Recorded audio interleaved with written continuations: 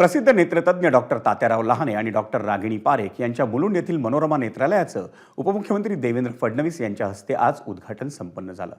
या क्लिनिकमध्ये रुग्णांवर अत्याधुनिक पद्धतीने उपचार करण्यात येणार आहेत। ट्रस्टच्या माध्यमातून जशी सेवा सुरू होती तशी सेवा या क्लिनिकमध्येही सुरू ठेवणार असल्याचं डॉक्टर लहाने यांनी सांगितलं।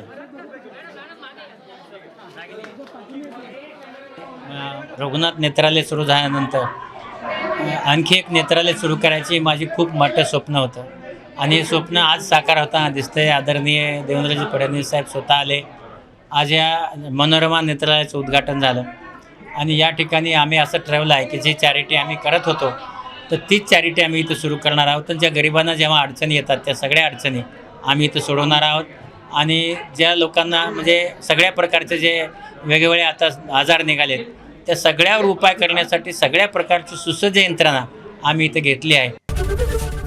एबीपी माझा, उघडा डोळे बघा नीट।